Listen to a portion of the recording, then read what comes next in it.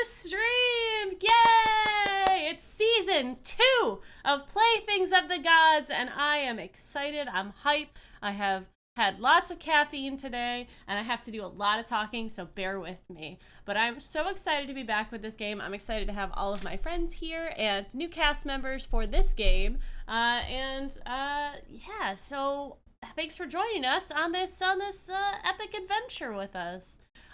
We're gonna go around and have everyone introduce themselves and who they're playing tonight. For the first time in, God, probably over a year, huh? Yeah. All right, let's start off with the lovely Savannah. Hello, I'm Savvy. I'm at Savvy Seaworth on the internets, mostly on Twitter. You can find my streaming schedule pinned there to the top of my page. Tonight, I am playing Alhena, the Circle of the Stars druid. And next up is Val. Hi, I'm Val, everyone. Glad to be back. Kraken's Crown, Twitter and Twitch. Tonight, I am playing Arrow, who is a Water Genasi monk. Next up is Tanya. Oh, hey, I'm Tanya at Tanya Rolling Places. And tonight I am Moxie, a tiefling bard. And next up is Rachel. I lost the button. Hi, I'm Rachel Elizabeth. You can find me here on Twitch at Rachel Elizabeth. And tonight I am playing Talon and her trusty Bloodhawk sidekick Root, Yay! the rogue. Nope, that's not me. I am I'm an elven ranger. Oh my god. I'm too dumb today to play this smartass elf. Send help. That's all right. I'll do all the thinking for tonight. Also, who will do all the thinking tonight is Alex. Yes, hello, I'm Alex, OMG It's Some Guy on the Internet, and in this game I will be playing Colchis, who is a Minotaur Paladin. And I'm LB Hackabup. I'm going to be your game mistress, your dungeon mistress for this evening. I'm super excited to get back into things. We haven't played this game in a while, so we're going to have a big old recap at the beginning. And, you know, I'm going to do it, which is going to be weird for this channel.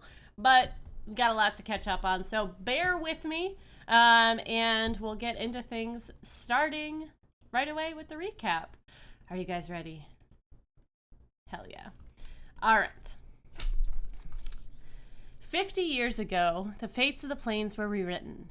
The Raven Queen, with the aid of Mask, god of thieves and lies, pulled their magic to seal off the gods and then cut them off completely from their source of strength. Luckily for the gods, Lythander foresaw the darkness falling over the pantheon and placed a beacon of his light into a human, creating a child named Valrea. When the girl was ready, she gathered her friends that would stand by her and help her save the material plane from destruction. Haji, a human monk with a love of cucumber water and sleight of hand magic. Elcor, a half-elf bard in love with all things beautiful, including himself. Jacob Pondan, a human fighter and the rightful heir to the Pondan shipping empire. Tifa DiNardo, elven rogue, master spy and assassin with blood-soaked history. And Solstice, human paladin of Lythander. His kindness and caring nature kept the team on their path, even when the darkness began to take him. Hearing whispers of these 6 companions, the Raven Queen removed her once elven soul from her body and hid it away. She then began searching for the heroes and managed to pierce the mind of Solstice, slowly drawing him into her service in a grand deception. Soon his soul was within her grasp as her ultimate weapon. The battle against the gods began. Jacob and Haji forced Mask aboard their flying ship. As he attempted to flee, Jacob opened a portal in the ship to a demiplane created to just trap the god. Mask, however, had a plan of his own and grabbed Haji, binding the two with magic. Mask had thought he had won, but with a simple look and not a second thought, Haji gave a smile to his friends and kicked off the ship, dragging Mask with him into the demiplane as it closed. Haji was lost, but the battle raged. The Raven Queen then revealed her secret weapon. She took over the mind of Solstice, making him attack his friends. The boys drew him away, allowing Valrea to fight the Raven Queen head-on. The queen was pleased. She knew no matter how powerful Valrea had become, she simply could not be killed. The Raven Queen did not know, however, that the one member of the party was missing. Tifa had acquired a very powerful weapon that could destroy a god's soul, and Valrea had devised a plan.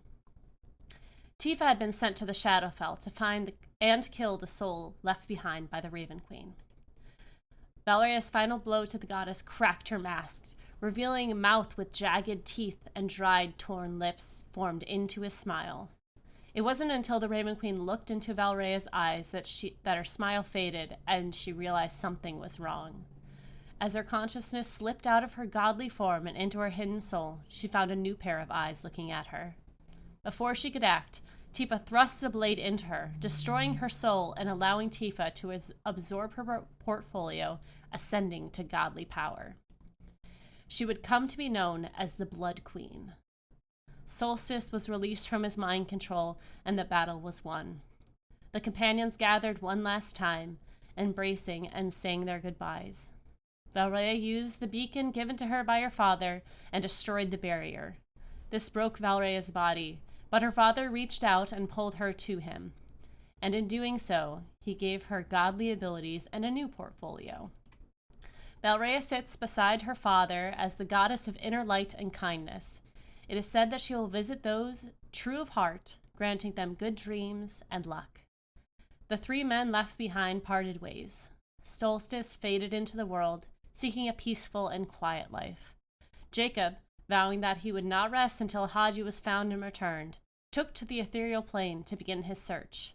And Elcor continues to travel the world to this day, singing the praises of his adventuring party and speaking their story and making those listen remember their sacrifice and bravery. Not long ago, a new story began. 5 new adventurers started their seemingly separate lives, meeting on occasion, but they would soon come to understand their fates were interconnected from the start. Alhina, a centaur druid of the stars that traveled with her twin brother from Ravnica to map the stars and gain a greater learning of the cosmos. Moxie, a rambunctious purple tiefling, bard, and head of her family circus. Her singing skills are unmatched, but what she really wants is to impress the world with her stand-up skills. Nazira, a half-drow rogue who's abandoned at birth and spent most of her youth trying to survive the streets of Succumber. Though she is quiet and watchful, she has a soft spot in her heart for her friends, and she will fiercely defend them. Nismat, a dragonborn barbarian from the Feywild who was searching to find her place in the world. Her brawn was only matched by her kindness, and her friends were the strength that drove her. And Talon, a high elf ranger born into royalty, but ultimately shunned by her father, who lived on her own in the forest with her companion Root until she finally let someone into her life and in her heart. These 5 friends found themselves drawn by the dreams of Alhina and drew them to a temple in the west. There they learned that their lives would change forever as the gods' influence over the group would grow, and each in turn would be chosen by to be the champion of a great power to take part in an unspoken war to come.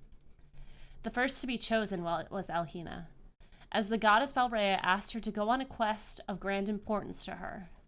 The group was asked to find her dearest friends and adventuring companions, and bring them back to Neverwinter on Midsummer. As the Playthings embarked from the temple, they found many strange foes in their way. Before resting one night, Nazira was visited by 2 figures, the goddesses Bathsheba and Timora. They took Nazira as their champion together, working together for the first time in a millennia. On the road, Moxie is visited by a powerful ancestor.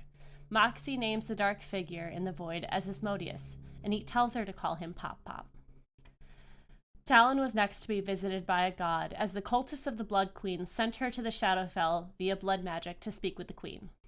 After she was accepted, they continued their travels to Waterdeep, where Tempest, god of war, appears and tells them that he has been testing his champion, Nismat, along the way.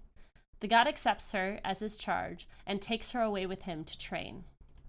The Playthings make their way to Waterdeep, where they have been told that Elcor is in some trouble. They traverse the grand city, making friends and enemies along the way. After finding out the ghost of Waterdeep, a leader of the Zentharum, has captured Elcor, they make a plan to extract him. As the plan comes to fruition, they find they were betrayed by a supposed friend. The ghost greets them as they attempt to make their exit. Their fears are somewhat pushed to the side as Ghost tells them, "I will not take what is rightfully stolen. I'm actually rather impressed." The ghost explains that she is a cleric of Hor, god of revenge, and she has been told to aid the Playthings in their mission. She explains to them that Elcor attempted to manipulate her mind and his imprisonment was a punishment for that. He was given a necklace that inhibited his ability to think, so he could not manipulate anyone further. As she allows them to leave, she pulls Nazira aside and they have a lengthy conversation. When she returns to her friends, Nazira explains that she needs to remain behind in Waterdeep. The goddess Bashaba has work for her and the ghost to achieve before the war is to come. The group leaves with Elcor, saying their heartfelt goodbyes to Nazira. They take him to the northern gate, where they remove the necklace, per ghost's request. The Playthings tell him about Valrea's request and their quest so far. He agrees to meet them in Neverwinter on Midsummer. He also gives them a gift as they part, a shell necklace once worn by Jacob Pandan, in hopes that it will help them find him. With the tip of his hat and a strum of his lute, Elcor begins working on a song of their tale so far, making sure to leave plenty of room for an ending. With one of their 3-part main quest completed, the Playthings of the Gods embark north towards Port Pandan, but unknown to them, the strings of fate connecting the group do not stop at 5. Okay. There you go. That's the recap. And as I've said, we have some new players, some new guests, so let's get into that. We're going to start on the coastline. Let me pull up those notes. Different page. Arrow.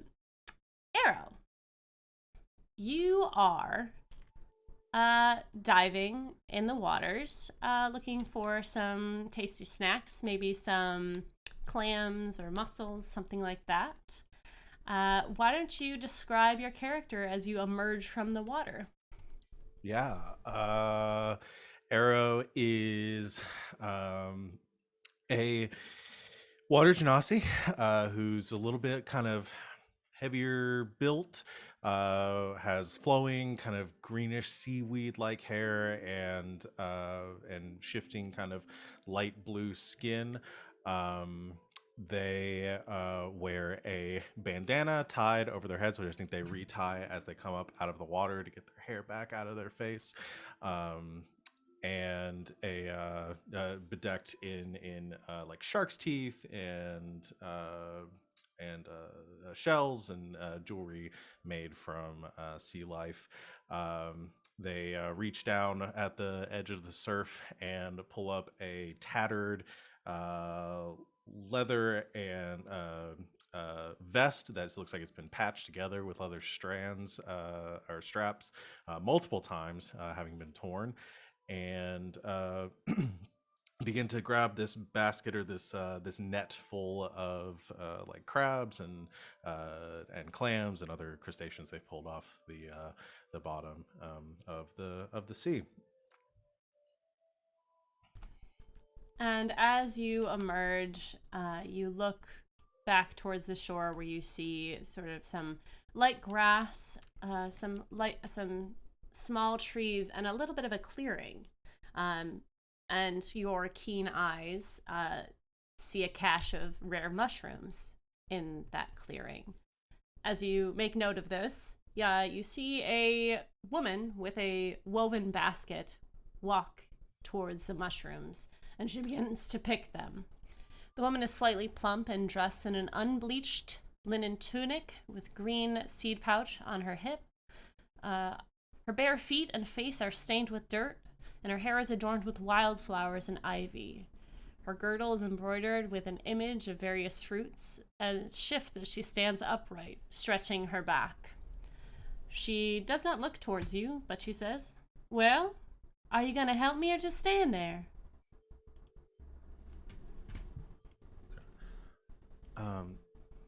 Are you talking to me? Well, is there anybody else here, sweetheart? I'm not really sure. There might be.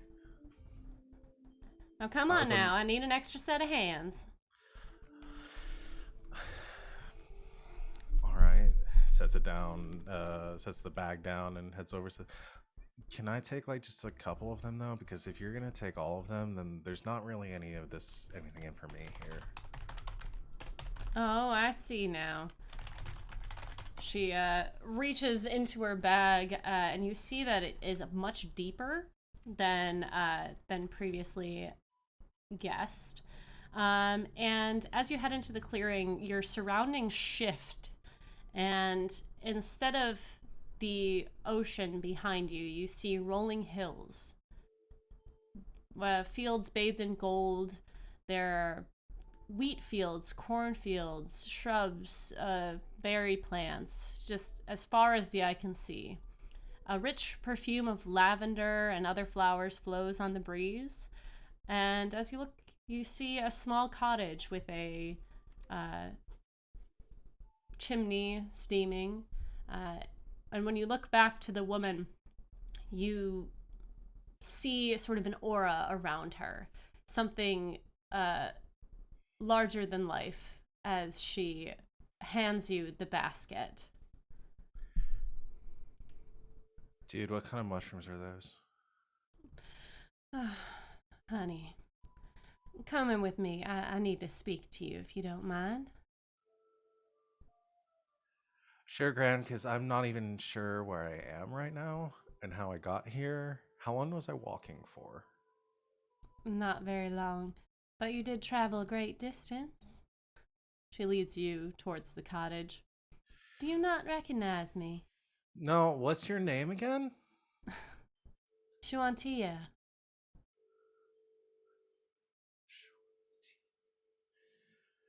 Did I meet you in Neverwinter, or... You can call me the Great Mother, the goddess of grain, the golden goddess, Earth Mother. That's Anything what it was, yeah. So you're like a god. Yes, honey. Cool. So I'm definitely high right now. Well, you're on some sort of other plane of existence, that's for sure. She opens the door to the cottage, and a waft of smells come at you. Baked bread, pies. There's stew bubbling on the stove, and the inside is much larger than the outside. You see two large island tables covered in all the ingredients you can think of.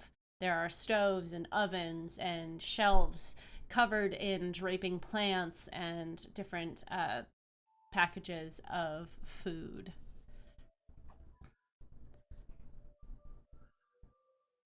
Okay, I'm gonna come in, but only if you give me the recipe for the demi-glace that you used for that stew. I'll give you more than that. If you put that basket on the counter, please. Okay, yeah, I got you. Now, I see that this is probably pretty confusing for you. Yes. Maybe not the most confusing thing that I've... Top 5. Maybe No, top 3. I'm glad I could breach the top for you.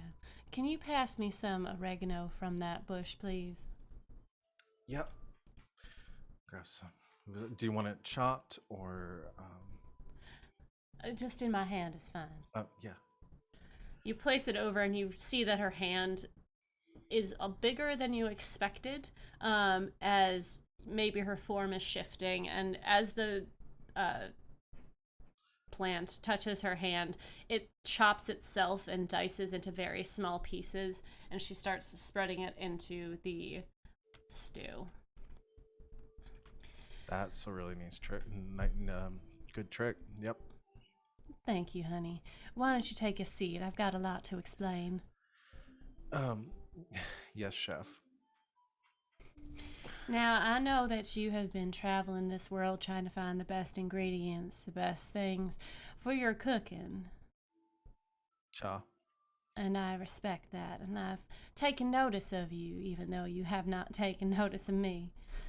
That's all right. That's what comes with being a demigod. If it's any consolation, I don't really notice most things. But you do notice the important things. The small things off to the side of the road, the plants that people overlook, the vegetables, fruits, that sort of stuff. Yeah. Yeah, you'd be amazed at like what people just like leave lying around. Exactly. And I have to say, what I need you for is a bit more than cooking. I know that you're also a very talented fighter.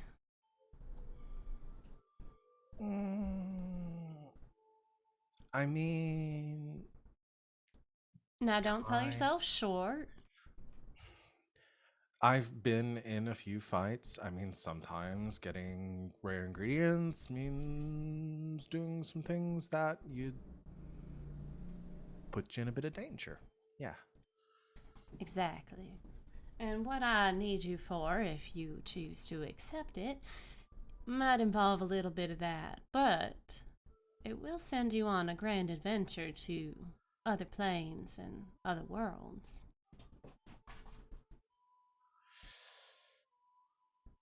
All right, but we gotta be specific of which planes, because there's like one in particular that I'm not really looking to go back to right now. Well, I can't guarantee that, but as far as I'm aware, your travels will take you through the astral sea, perhaps to other worlds like Ravnica. I don't assume you'll be going back to the water plane. Really? Well, sure. I mean, it sounds fun. Doesn't Huh. really change what I was gonna do. I was on my way anyway, so sure, I can help. Exactly. Our plans are working together. And when you do, well, when I do end up needing you in the war that's to come, I hope that you will repay me for the gifts that I'm going to give you. Are we talking like gold or my soul or? Oh, I don't trade in souls. But I Cool. will need protection. And my followers would need protection, and I'm hoping that you will be that person. Oh, yeah, Def. I can protect you, Granny. Chef, Mistress, my lady, Your Highness, You can call me Auntie. Auntie. Yeah, I like that. All right. Do you accept my gifts? Will you be my champion? Cha, Def. Wonderful. I'd like to take your hand if that's all right. To like keep, I need it for cooking. Just to hold, child. Okay, gotcha. You place your hand in hers and you feel the warmth coming off of her. And as you place your hand on top of hers, she flips it over and you feel something sort of running through your body up your arm and into your heart. And as she does this, removes her hand, you see a pouch left behind. Now, this is a very special gift, and only you can use it, alright? Cool. What's it do? Well, what is your favorite spice to use? I mean, if you're gonna get real basic, it's salt, but not enough people use enough of that. That's very fair. Why don't you reach in there and see if you can find it?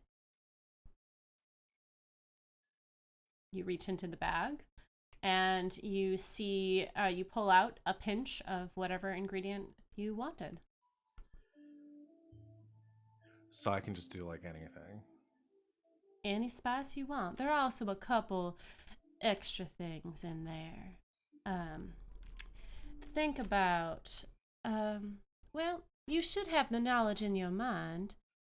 Let me pass along this wonderful new item. I'm adding it to your equipment. Spice Yes. pouch. It's called the Cook's Utility Belt. Batman. Cooking Exactly. Batman. Cooking Batman. So you can reach into it. It has 3 charges per long rest. You can use it to acquire any sort of non-magical food seasoning, salt, pepper, saffron, whatever. And it also has 5 different magical dusts in there that you can see on your character sheet. There is the Dust of Decoy, which is a smoke bomb. You can use it to blink 5 feet away from your current location, does not provoke an attack of opportunity, and will avoid a melee or touch spell attack. And you can use that once per day. The Leech Dust, you can use it to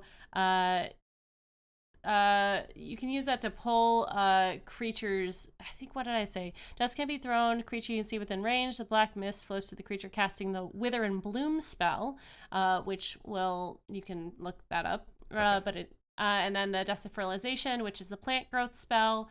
Dust of the Plague, which creates a green laceworm swarm within 10 feet sphere, makes the person within it blinded until they exit. And then the Rust Dust, which acts like the rust creature. You can throw it on anything non-magical and it will start to decay it, and it can like destroy weapons and stuff. But these extra things have kind of been brought into your mind, and also some ingredients that you don't know about that aren't necessarily on the material plane that you can use as spices into your cooking. I'd never even heard of Old Bay before. That is amazing. It's quite nice, especially on those crabs that you caught. Right. I'm gonna have to do this. Is gonna save me so much prep time. Absolutely, but remember, you can only use it so many times in a day. Right. So Use it wisely. sparing. Thank you. That is very kind of you. Well, I have been told that I'm kind of hard and good in hospitality. That's what I like to preach into the world. I can respect that. Wonderful. Now, there is something else I need you to do. You need to find a group of companions. They'll help you on your journey and take you to the other worlds that I was speaking of. Okay. You're close to the high road. I need you to travel there, just straight across. You'll find your way, and they'll find you. There's quite an interesting group. Do you know what a centaur is? Is that like the bug with a lot of legs? That is a centipede, honey, which actually have very high in protein. However, the centaur is a body of a horse and torso of a humanoid. Cool. You'll know when you see it. 2 rib cages and all that. I don't think I could miss that. They're also blue. There's a purple tiefling and a high elf that seems to have the nose turned up to everything. They have a hawk with them. Don't eat the hawk. I won't eat the hawk. They're very stringy. That is very true. Well, is there anything else you need from me, sweets?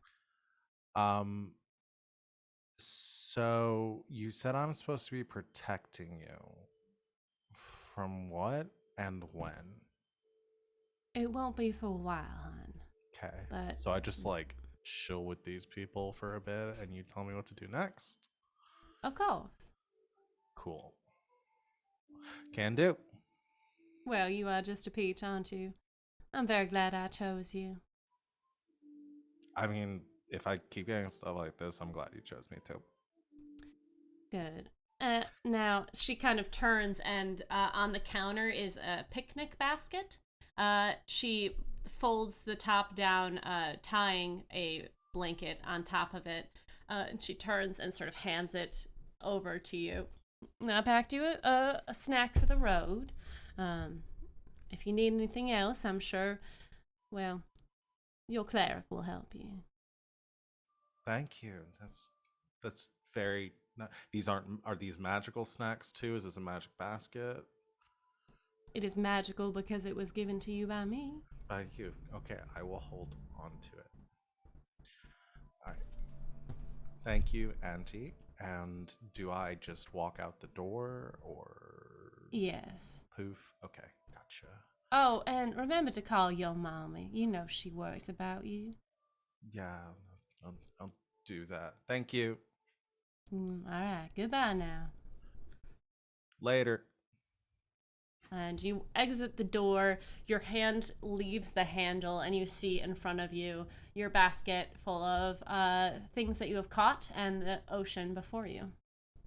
Man, it's stew recipe. Damn it. Right now. It's gone already. Shit. And I'll grab my stuff and head in the direction. All right.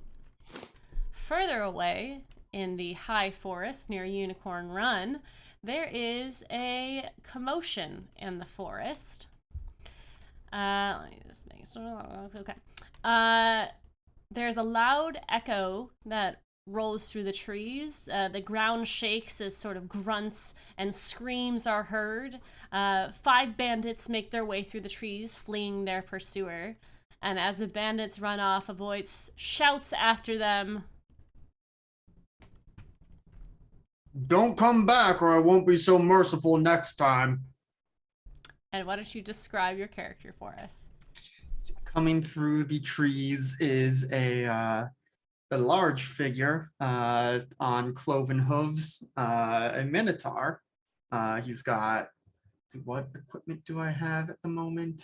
It's got some chainmail on, got a war hammer, got a helmet that, in addition to his own horns curving up out of the top of the creamy caramel fur, the helmet itself has like antler horns in it. So, lots of horns on this boy.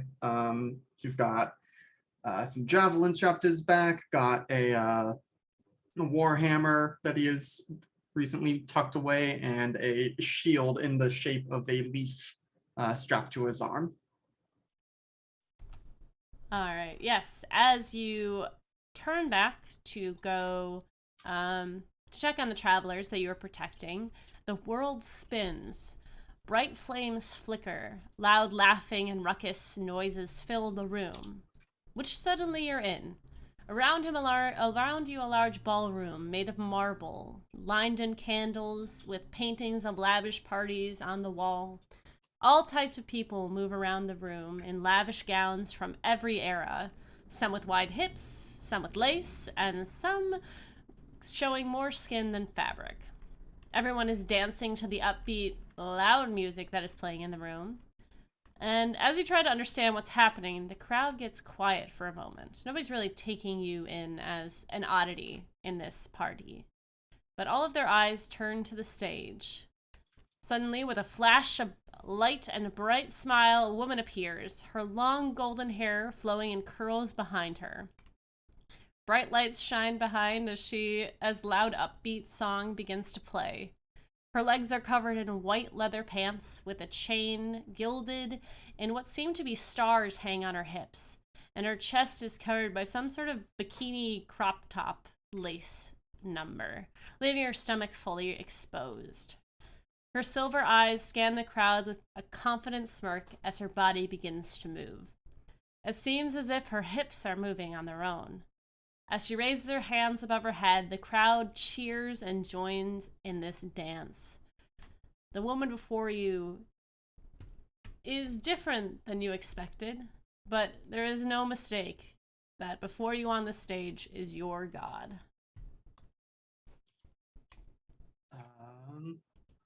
How close is Colchis to the stage at this point? I would say you're about in the middle of the dance floor. Everyone is sort of moving around next to you. Yeah, he will immediately drop to one knee, kind of head bowed, and will with one hand kind of touch at the holy symbol on his chest. Mm-hmm. My lady, you honor me with this summons. How can I be of service to you? You hear your voice kind of getting drowned out by all of this music and dancing and ruckus sounds that are going on behind you. But you feel a hand on your chin as she has exited the stage, and she, looking up at her from your kneeling position, you are basically at eye level with her. She is very small. but her hair sort of seems to flow down her back and down her, like it almost disappears into her legs as the stars of her hair shimmer. And the sound around you seems to die down. And she kind of looks at you and just says, "Hello. Thank you so much for coming. Do you know who I am? You seem to know who I am." You are Lyra, the goddess of joy. How could I not know you? She giggles and everyone around her sort of laughs. It would be creepy if it wasn't so, like, genuinely joyous. The music continues, but in your small bubble with your god, with Lyra, she, you can only really hear and see her. She just says, "You should stand up. You don't need to be doing that." As you wish, and carefully he makes his way back to his feet and is, towering over her now.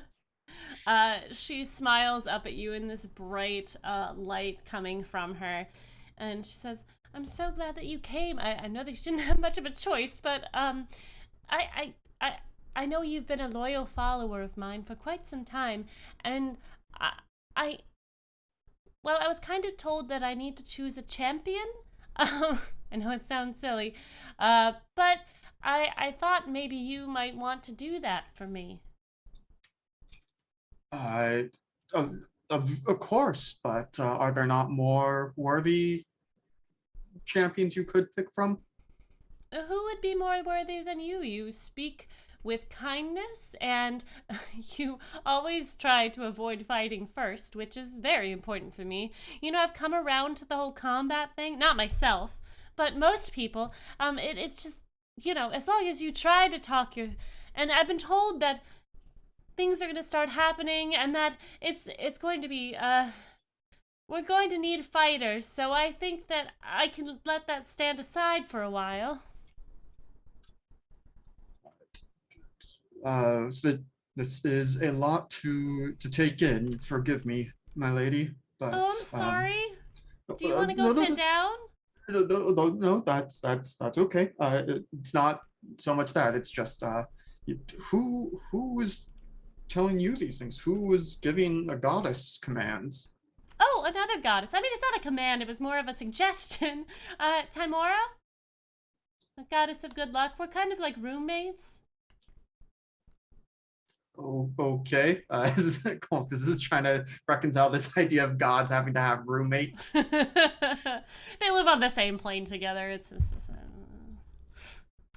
All right. Well, whatever it is you need of me, I am of course happy to serve. Well, you don't have to serve like all the time. I mean, like, it's just I have to choose you, and then you get a gift. And then I have to send you on a quest because reasons, and you have to get stronger. And if you go out of this material plane, then it's gonna be harder for me to talk to you or like to see you. So I have to like kind of claim you, but I'll give you a present.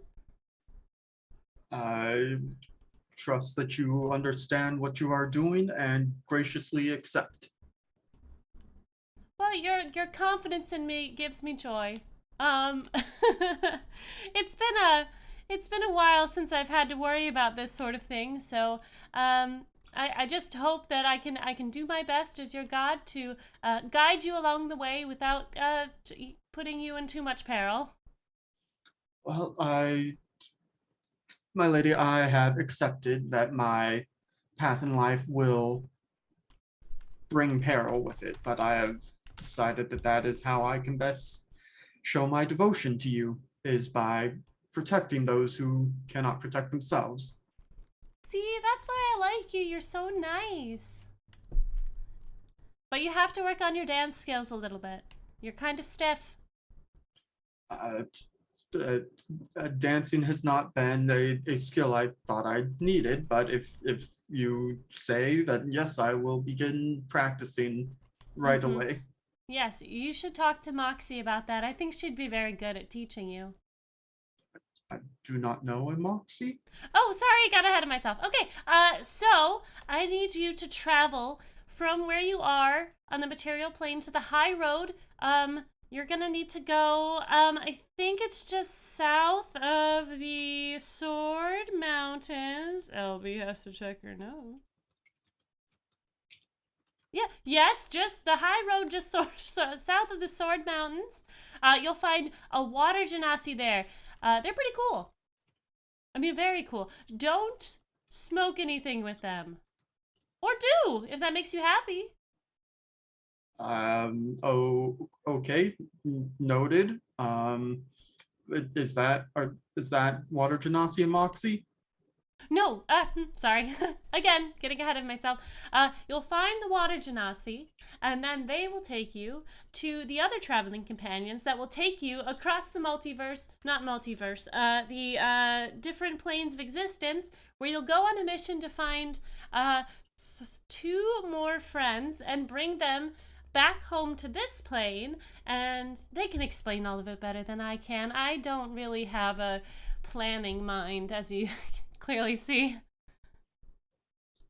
I trust that you are guiding me on the right path, and I will do my best to follow your instructions. Can I speak frankly? It is your right, yes. You gotta lighten up a little bit. I mean, I know I'm your god, but I'm the goddess of joy and like going with the flow. Yes, of course, my lady, you are right. This is just a lot to take in. I did not wake up this morning expecting to come face to face with my goddess. Well, sometimes it happens, you know.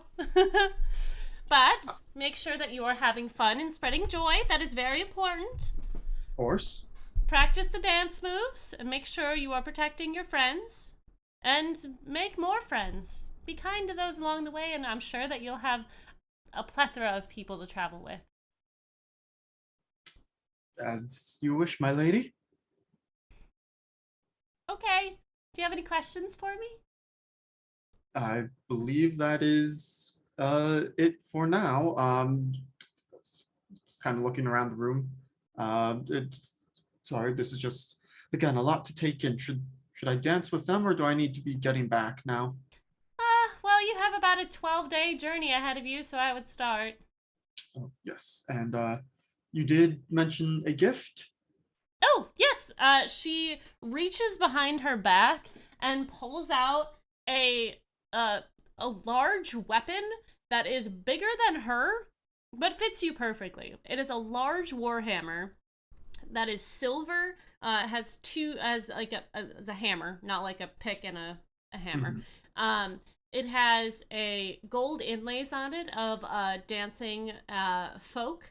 And then on the sides, there are on each side, there are 3 large diamonds that are in the shape of stars, making the symbol of Lyra.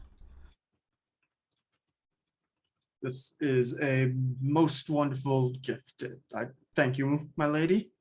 Of course. Oh, it also does this really cool thing.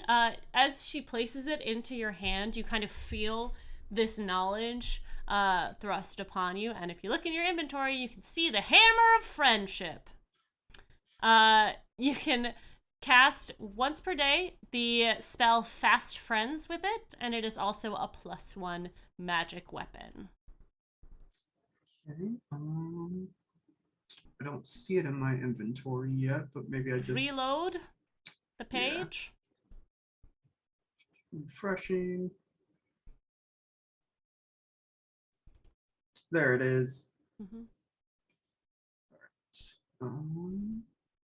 And then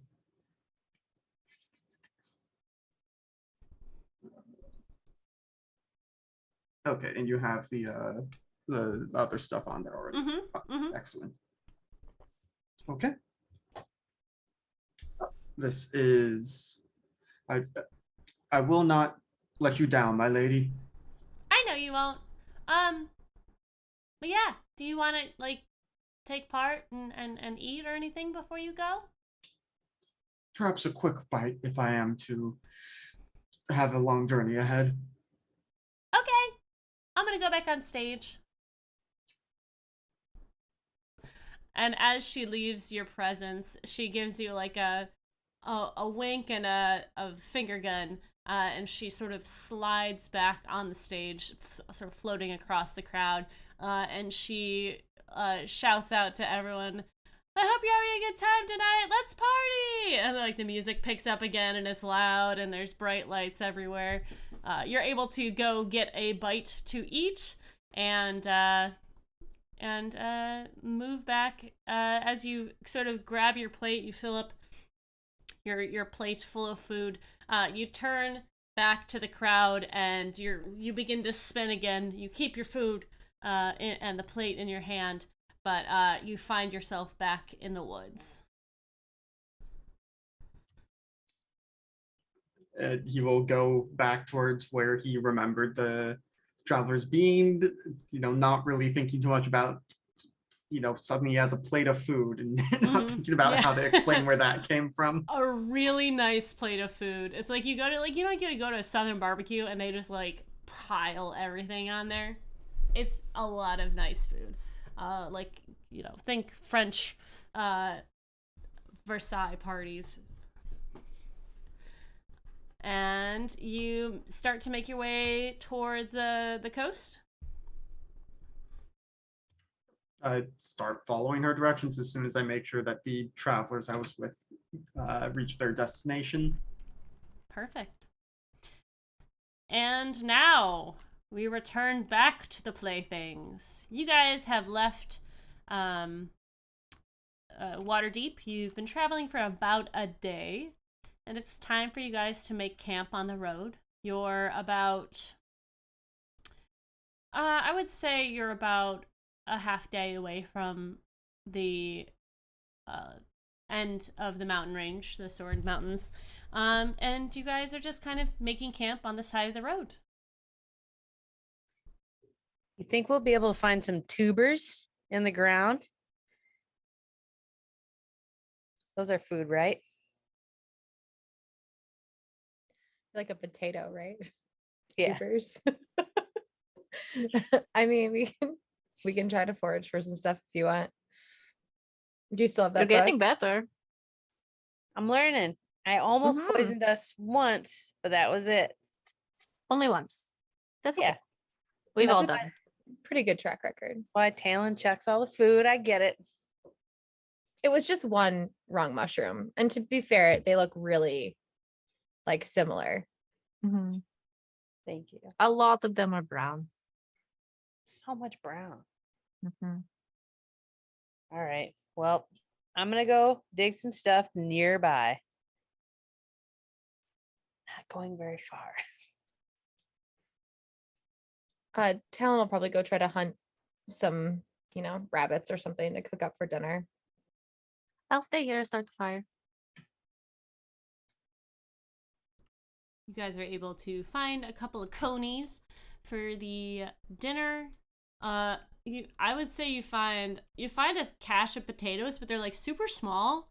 Like they're the mini potatoes, which end up being really good because you just have to like cut them in half, or you can eat them whole. The fire looks amazing. And you all sort of get a feeling that, this is the first night you've spent just the three of you on the road, and you've had a lot happen in the last couple days. So if there's anything you want to discuss before the party gets a little bigger, now's the time. Kind of quiet. Yeah, without Nazira cracking dirty jokes. I'm sure Moxie knows some. And we can always read that book that I got from, wait, I'll remember his name.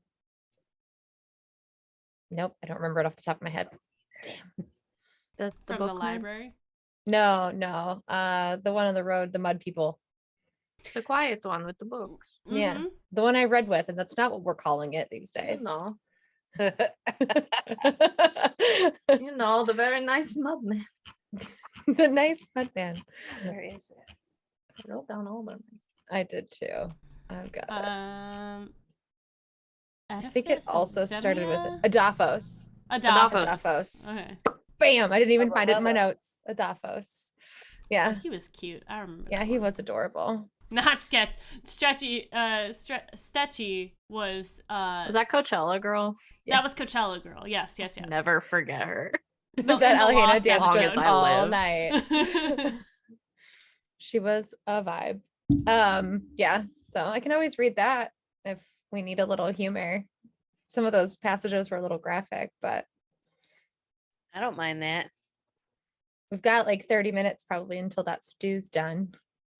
I don't know what constitutes as graphic here. I want to know This what book, everything in it, she holds it up. Oh, okay. Yeah, on a level of like, smut to like a little bit of spice to like, erotica. It's erotica. Oh, okay. I want you to read it to us so that way Alhena can tell us if it's less or more intense than what she's used to hearing. I'm sure there are some logistical differences. And I want to Okay. know all of those as well. Okay. Yeah, pop that book open. The Lusty Minotaur, chapter 4. Oh my god. I This is forgot gonna be about- priceless when you meet your Minotaur friend tomorrow. Like we're gonna I know. manifest. I'm probably the only one that's ever met a Minotaur. I just realized this. Because there are Minotaurs in Ravnica. Have you all ever met a Minotaur? No, I've never met a Minotaur. Me neither. They're an interesting people. Very large, big horns. The description in the book is pretty good. Do you think they'd want to be in a circus? But don't know, maybe. That's more of a personal preference. Oh, that's true. They are great warriors where I come from. Oh, Descended from a big, great, important historical warrior that I don't remember the name of, because there are many of those where I come from, and my village does not have a lot of books, but allegedly they're very good at fighting. good to know. And apparently really good at other things. Yeah, they are. I wouldn't know. Nazira would be proud of that joke. I'm proud of that joke. And she'll I'm just continue tired. reading to her friends. It Well, the seems stew to gets me made. like the horns would be sort of in the way of some I- things. Think they become useful in other ways according to this book. To each Hmm. their own. Cool. Moxie has horns. Mine are curved. A little hard, but fun. Once you get the hang of it, I guess. I missed you guys so much. I thought it was going to be really hard to get back into this. It's not. you- We're good. We're here. Did you think this is how it was going to start? I guessed. I thought there might have been a little bit more discussion of like your mission and everything, but this is great. We'll get to that part. Yeah. Oh. So I assume If we don't talk about it now, we only have to talk about it once when we tell the new people what it is. Yeah. So Alhena, is this like crazy? What this book, or is it like on your plane? Well, I mean, I don't have much experience. It's definitely different. I suppose it's different when both people only have two legs. Oh, I didn't even think of that. So when you have 6 limbs, it sort of changes the Yeah, puzzle a little. too I short of an think. octopus. That sounds fun. You know, I never thought about it that way, but if I had 2 more arms, Yeah, it'd be like a land octopus yeah, or a spider, I guess. or a spider. Never thought of that either. I Is do a like spider a spiders. land octopus? Kind of, is it? Is an octopus a sea spider? All right, this hurts. I'm too tired for this conversation. Nature is vast and interesting. Very vast.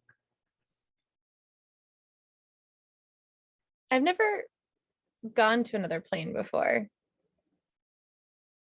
I wonder how that's going to go. Yeah, how does it feel? It depends on how you get there. Is there like a violent way to get there? Well, there are certain magics and things that can banish you to other places. So I just don't want it to hurt. I don't think it will, especially not if you're going on purpose. Okay. Yeah, and I feel like the Pondans have like built an empire off of like this exact thing. So I imagine that if it like Sure. really sucked going, then like they probably wouldn't make that much money. Yes, the ships and ways of travel like that make it it's sort of like going through a storm a little, in my experience. Good to know. But it's not bad unless you get seasick. I do not. I don't really use the sea for travel very often. I don't know. Anyways, We have a few things you can chew if you get nauseous. good. Mhm. I'll pack some. I'm sure we can find some stuff along the way too. I don't know how we would test which one works better for you. Just bring them all, I guess. Yeah, I'll be a I have guinea a pig, few that's fine. in my kit that we could try Ooh. before we go. Yeah. How do we let's- make her nauseous? We spin her around really fast. Could hang her upside down for a while. All I right. could just do that. I'm much taller than you. That's true. I Mm. kind of want you to just 'cause it'll be funny for Talon to see me dangling. Talon's gonna start dishing out the stew in their bowls.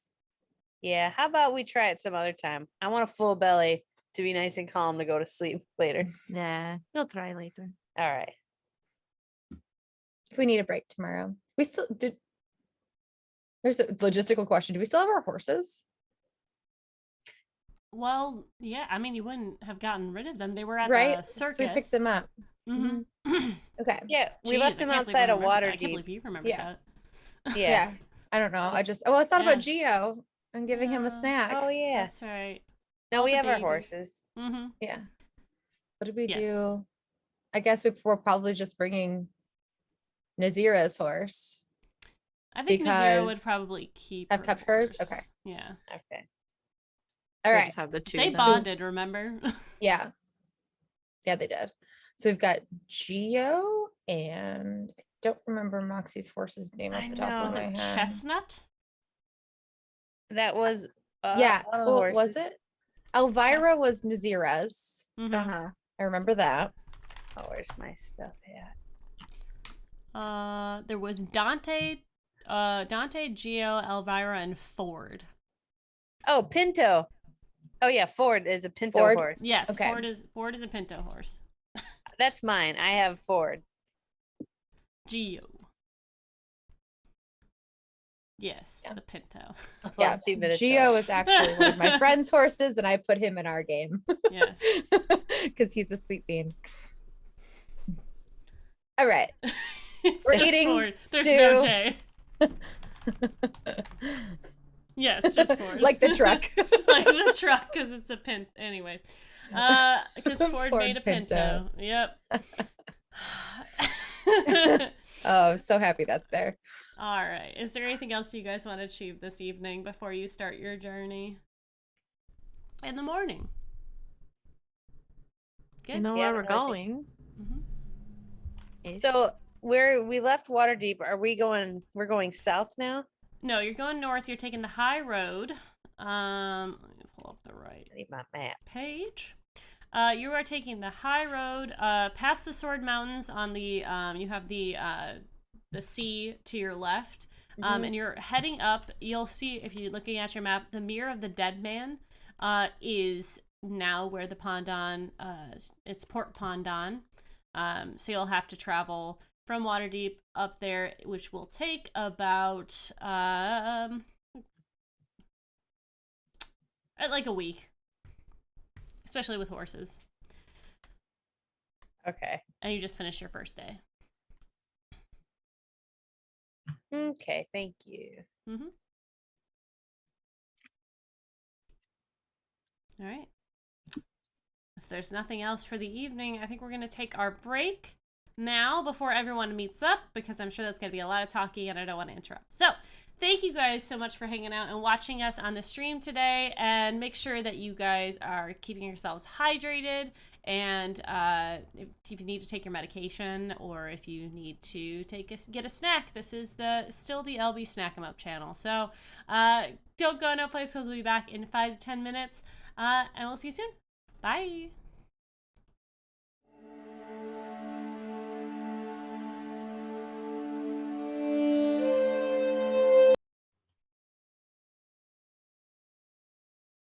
Welcome back, everyone. I'm sorry I don't have the transition up yet. I don't know why I didn't think about that, but here we are. We're back from our break, and it is the It's almost like you were writing 17 pages of recap or something. You know, I'm honestly proud how I got through that. I'm usually terrible at reading, so like... Audience, you tell us what you think was more important. The transition or the recap? It was obviously the transition, and we're all I'm very so angry. sorry. We're all so sorry. disappointed that you I'm read a us that failure. beautiful recap that told us everything we needed to know from last season and didn't give us a transition. How rude. I'm a failure. First of all, how dare you? All right, let's get back into things. It is the next morning. You guys, the Playthings, Alhina, Moxie, and Talon start making their way up the coast, up the high road, and while they're traveling, Arrow, you're kind of just hanging out at what are you doing in your time while you're waiting? You've been here for like 2 days. So I'm just waiting here for people to show up is essentially the okay. Yeah. Then I think has set up a little like fire pit, built a little like grill over it, has some of the I think is in the process of smoking some squid that they found while they were diving. All right. And making their way through the rocky fields, cutting across the countryside, I assume you see on coming towards the path a large creature. Has Arrow ever seen a minotaur before? No. So you see this half bull humanoid making their way. You're wearing plate mail. Chainmail. So they're tinkling as they go, sound wise. And Klaus, you see on the road ahead of you, next to a fire pit, steaming some food, a water genasi with green hair and blue skin, working their way through some food. Hello there, traveler. Hey, I feel like Ansi got it wrong. She said the horse part was on the bottom. I mean, You're a centaur? no. Centaurs would have extra legs as well, and a more prodigious behind. Are you sure? Because I feel like half human, half equine. You kind of fit I was looking for somebody similar to you. Hi. That's curious because I was told to look for a water genasi. I take it that is what you are. You found one, yes. Well, given that this seems to be the right place, and here you are, and it was told to me by a goddess, I trust that you are the one I'm looking for. Did you talk to Auntie too? No, I'm not familiar with Auntie. Sorry, introductions, I suppose. I'm Colchis, and we'll remove the antlered helm, and you see, there's still the two horns there and the bull face. Kind of does a half bow towards you. Stands up. Bows. Arrow, nice to meet you. Pleasure. So you were sent here. Are you looking for people too? So you're looking for people too? Yes. Cool. My goddess told me that, set me on a quest and said that I would find you and that you would help me find the others, one of whom is named Moxie. I got names. Did I get names? No, I didn't get names. That might be one of them. Well, I suppose we shall have to see. Cool. Well, I was just waiting here for them to show up. So, I got food if you want some food. I also have some booze if you want that too. I'm working on smoking some squid here. It's a new recipe, so I can't promise, but I have some other stuff if you're hungry. Well, that is mighty generous of you. I will certainly partake of whatever you are able to spare. Cool. Well, here, if you want a drink, you can have that. Takes a swig. What is the particular brand of? It is essentially sake. It's like rice based alcohol, and undercut with a bit of like a floral aroma to it. It's actually really nice. Or at least Arrow thinks it does. I guess it depends on your interpretation. This is quite tasty. Thank you. Thank you. I make it myself. Do a Really? few things. So yeah, I've been incredibly bored here though. So Ah, I can see how. Are there much in the way of travelers? not that I'm getting the impression not many. Well, then I suppose that should make it easier for the people we're looking for to find us and for us to find them. Hopefully, I figure I'd just sit here by the road and eventually somebody would walk by. But I'm glad you're here though, because I was kind of starting to get worried that the whole thing was just a hallucination or something from some bad mushrooms. Ah, well, I don't think it was for me, given it had been a while since I'd had any hallucinogenics. So I think for me at least, this is a divinely mandated. Well, she was actually fairly clear that it was, that I had choice in it. So I don't know that mandate is the right word, but Well, if you want any more hallucinogenics, I got a magic bag for my god, which I have been trying out for the past couple days, and you'd be surprised the amount of things that both work as food toppings and hallucinogenics. perhaps later. I do feel that those are sorts. No, we should get to know each other and our other future companions better first. Yeah, definitely. Cool. Well, I want to talk more about ourselves, but I feel like we're going to have to do that again. So maybe we should just wait until everybody gets here. I suppose that is an efficient way to go about it. Yes. So let's just sit here silently until they arrive. I hope you don't mind, some small talk, but No, I'm going to sit here completely quiet. well, if that is what makes you happy. Yep. The silence remains for a couple hours as there are a few few people walking down the road in carts and horses traveling down. There's one person in a hell of a hurry traveling on a horse, going very quickly up the road. But after a few hours, you see down the road a group of three, two on horseback, one kind of a horse themselves. Why don't you three give a quick description of your characters for season 2 people and for our new players? Alhina, take it away. I will. Alhena is pretty tall. All told, she's 6'5". She has the most of the torso and head and arms of a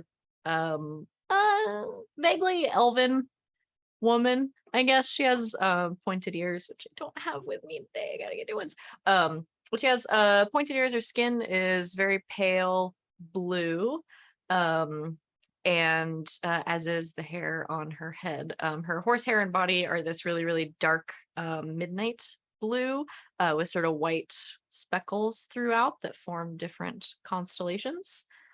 And she's got starting from next to one of her eyes and sort of going down her neck and part of her shoulder, what look like tattoos of stars.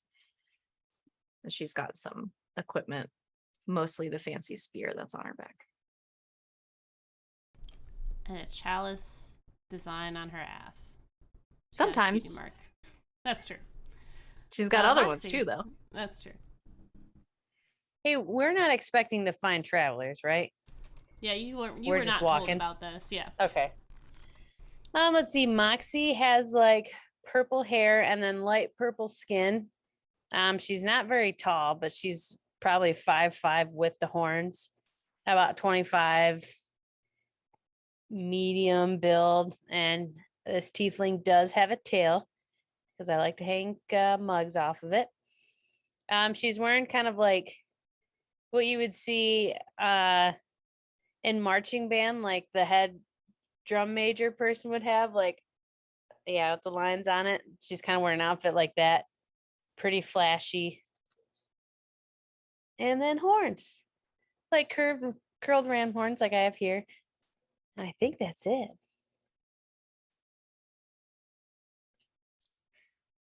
Talon is tall, about 5'10". She's got silver white hair.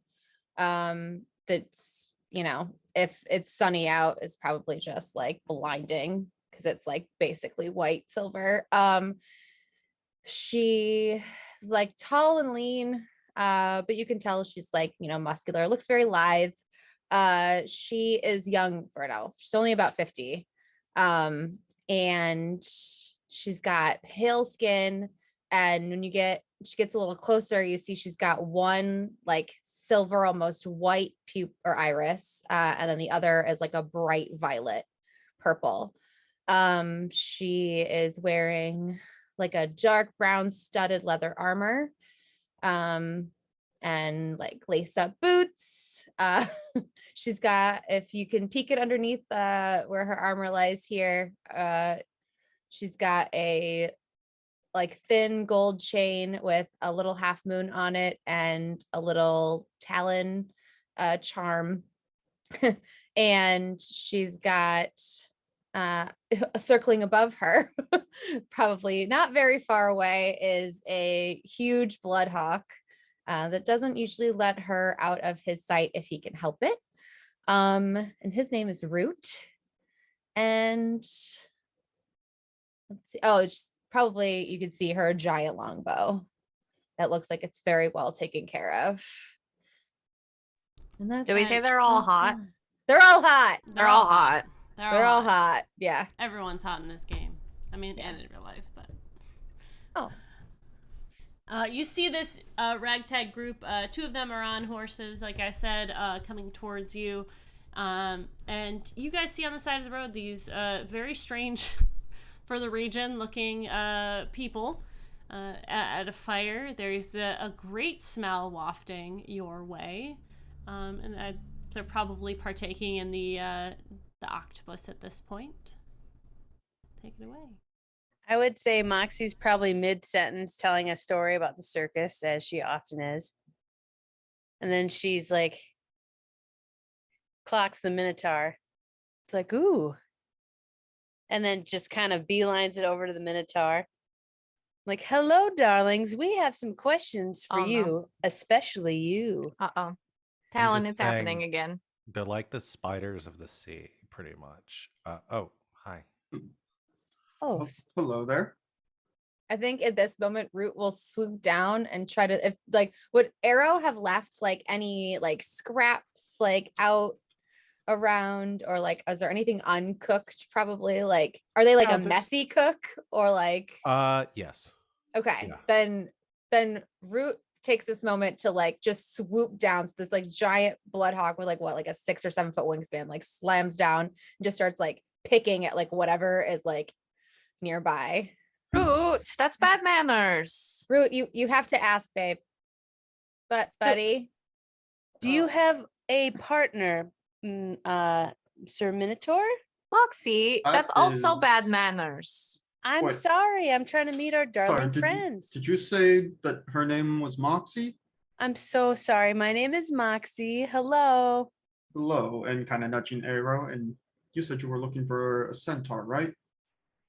Chess, Oh. you're a centaur, right? Horse, human together. Yes, purple tiefling, bird. This is your bird, The Very human good. part is up for debate, but yes. right? Hello. Fair.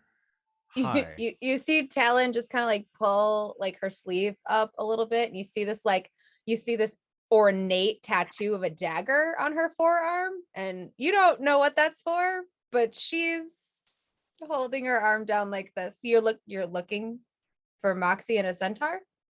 Oh, well, I suppose yes. Have you been to my circus before? I did not know there was a circus involved. How delightful. Oh, Oh, yes. Moxie runs a circus. yes. So, Are they with you? Kind of looking down the direction of the road you Oh, came no. from. they- Ah, sorry. I Doing, wish. they're doing a They're show. lovely. They do. That's a cool tattoo. Is this your bird eating my leftovers? Yes. And she's gonna whistle for Root, and he'll begrudgingly probably come back over to where she is. I mean, it's fine as long as it's yours. I just didn't want to feed a random bird. Well, Not today, at least. I suppose perhaps we should introductions, and Colchis will kind of straighten up and do a nod bound. Hello, I'm Colchis, a devotee of the goddess Lyra, and will like show off his holy symbol, just the 3 stars interconnected. And she has asked me to find and travel with all of you. A god asked you to do this? Indeed, yes. And Moxie looks at her 2 lady friends and like, I know Lyra. Well, I don't know her, but I know of. I don't know her personally. I did I not before love her. about a week ago. Just one of the ladies under the stars. what about you, pretty green hair? Are you supposed to come with us too? Yes, you are blue. Yes. Oh, hey. I'm blue. So are you. It never happens to me. I'm usually the only blue one. I'm Arrow. I'm a cook, and my auntie told me to find you. Ah, Cook. Talon, do you hear this? A cook. Mhm. Someone's off the hook, maybe. This is Talon. She's very lovely. Just I can see. not very talkative. Who is your auntie? She's a god. She's Oh, not which like my one? auntie. Like she asked me to call her auntie. She's not like my actual auntie. that's okay. Moxie calls her God Pop Pop. Hmm Oh, cool. And You're supposed to come with us too, I take it? Yeah, I think her name was Shantae. She told me to come find you. Yard's mother. Yeah, I know of her too. cool. Talon's yeah. going to send off a mental message to Tifa the Blood Queen, and just, check to make sure that these 2 gods are actually aligned with the mission that they are supposed to be doing. Just as a little check. Yeah. Why don't you go ahead and make me a religion check? First roll of season 2. Season Ooh. 2. Wow. Oh, Pew, pew. it's only a 10. You feel your That's with my message +5. there. Oh, geez, Louise. You know what? Why don't you roll an advantage because you're pretty close with your god. All right, 15. She's a Yeah, very chatty. She's been god. talking to me since I can remember. That's so true. I feel like it's like a text message. She'll get back to me in a few minutes if she can't answer right away, right? Yes. You feel your message go out. As the conversation continues, there is a moment's pause, and then you kind of feel this warmth in your body, and the blade on your hand begins to warm in sort of a calming feeling, not like it wants to come out, but it is content with where it is. Hello, Raiders! Welcome to our game! Thank you for stopping by. We're in full-on conversation mode. Let's go! Oh, Aw, thanks, guys. looks at Alhena, looks at Talon, looks at the new two folks, and kind of narrows her eyes a little bit, and is trying to get a sense of whether or not they're telling the truth. Would you like to roll for it?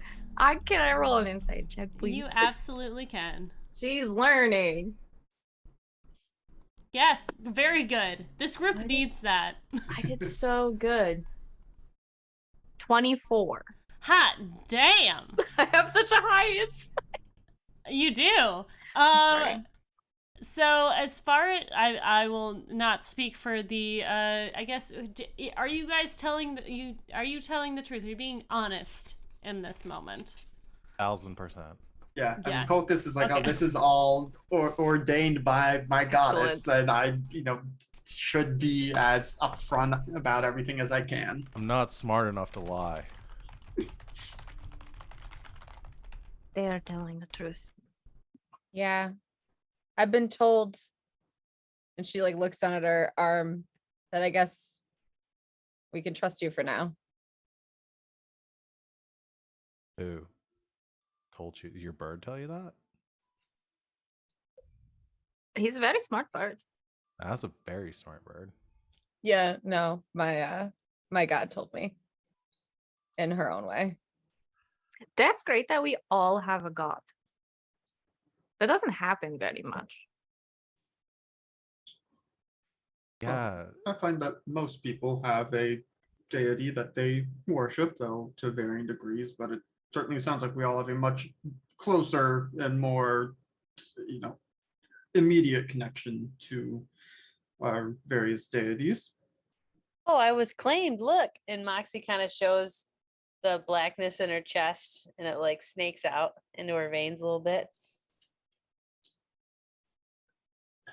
Has that always been like that?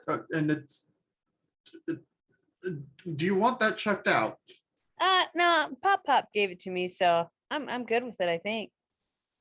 Well, as long as it's not causing you any pain, I suppose. Not that I can tell. I was largely agnostic until about a week ago, but Mm, it sort of shifts my whole world paradigm. I know the feeling. yeah. It's weird. Same. I had to die to meet mine. Glad I didn't have Well, to you do It was that. a little frightening, It but was we handled crazy. it. You Yeah. look remarkably healthy for someone who has died. Thank you. She eats very well. Mm-hmm. She helps us find our food. Oh yeah. Are you a cook? We're- By necessity, but I'm good at foraging. She makes good food. We'll have to trade Between the three of recipes. us, we do pretty well. Mm-hmm. I'm teaching Moxie how to forage and teaching then- Alhena about the things that actually grow in this plane. Yes, and Ruth is a good hunter. Mm-hmm. Mhm.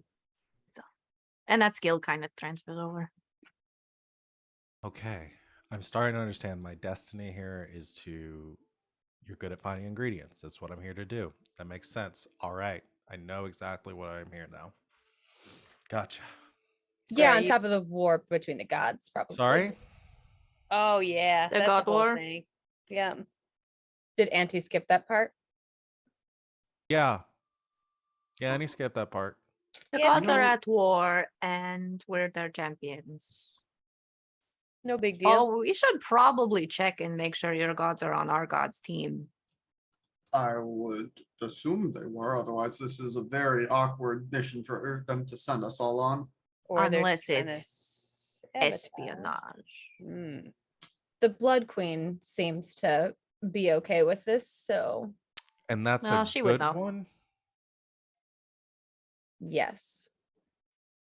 If not, I'm sure Pop will make me pass out and we'll figure it I have a out. weird dream again. Yeah. I think the blood god, the blood goddess would be a good one. I mean, if you did not have blood, think about what would happen.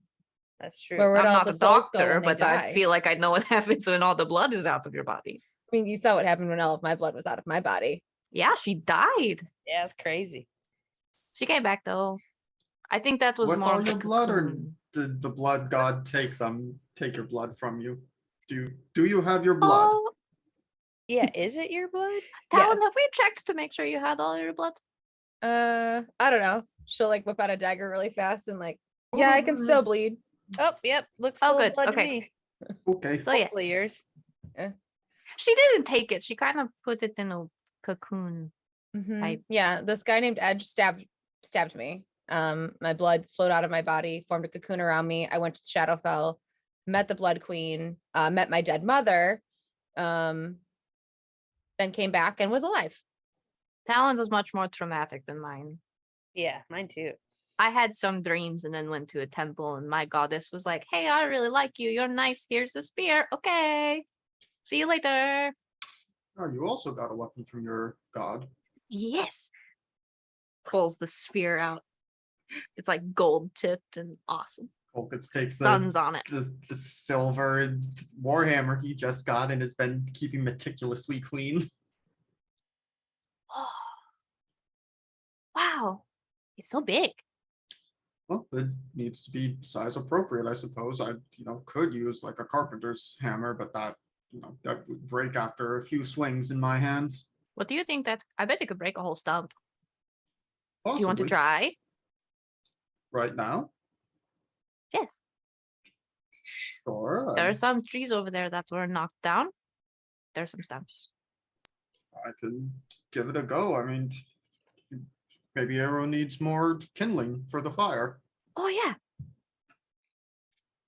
We'll go over to one of the nearby fallen trees and smash it with a hammer. Oh, it smashes real good. Sorry, I was, I was Sorry, just enjoying the Alhaina's- scene.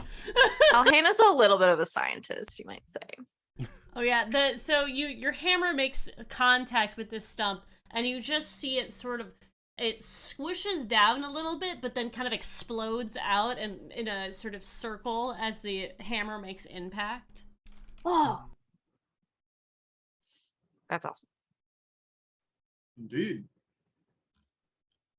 Mine doesn't smash, it's more of a skewer thing. Well, I'm sure yours is, that would not be as good as, breaking apart a stump, but I'm sure it has its own uses. I like it. It does magic. And if I need something blunt, I have this. She's also got a staff on the other side. I just am collecting sticks now at this point. I have some sticks as well, and we'll show like where he set his like quiver of javelins aside. Oh wow. Talon, they're like your arrows, but huge. What time of day is it? It's like midday, like just after lunch. It sounded like a cry for help. No, just How much like longer do I have to do this? no. Are we going to, I guess, camp here for like the rest of the day, like getting to know each other, or are we gonna like probably like continue on the road for a little while? I mean, I like to Arrow's already got a go, nice yeah. little camp set up, but we could just go for until dark. So I don't think she was gonna wonder if we would start foraging for dinner things, or have any of our gods just told us to meet up, and like there was some beyond that like, and yeah, you'll travel to other planes and look for people, but there was less of we've gone from A to B, but we don't know how to get to Q. we Oh, do. we know where we're going. So I guess we can pack up and tell them about it on the road. Yeah, we got to do it sometime. What time Yes, is so- sunset-ish? Well, and how many hours, I guess? Like, I don't know, 8.5. Okay. That's a long time of travel to waste. We should probably travel the rest of the Yeah.